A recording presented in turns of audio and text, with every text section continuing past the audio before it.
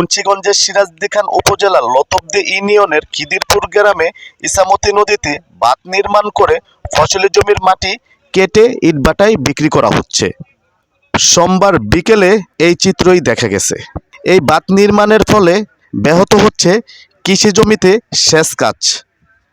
ফসলি জমিতে দুটি বেকু মেশিন বসিয়ে 25 থেকে 30 ফুট গর্ত করে মাটি কেটে নিয়ে যাচ্ছে প্রভাবশালীর একটি মহল। এতে করে হুমকির মুখে পড়েছে আশপাশের বেশ কয়েকটি ফসলি জমি। এই বিষয়টি উপজেলা প্রশাসনের নজরে আসলেও কোনো ব্যবস্থা গ্রহণ করেনি বলে স্থানীয় সুশীল সমাজ ও কৃষকরা জানিয়েছে।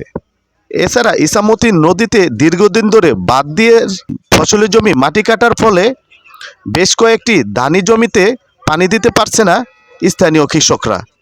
এর ফলে কৃষকদের মধ্যে চরম ক্ষোভ বিরাজ করছে।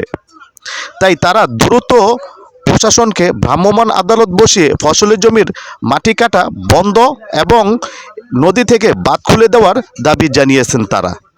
তা না হলে এই মৌসুমে তাদের বোরো ধানের যে চারা রোপণ করেছে সেই জমিগুলোতে পানি না দেওয়ার কারণে ধানের গাছগুলো মরে একাকার হয়ে যাবে। তাই দ্রুত ব্যবস্থা গ্রহণের দাবি জানিয়েছেন কৃষকরা।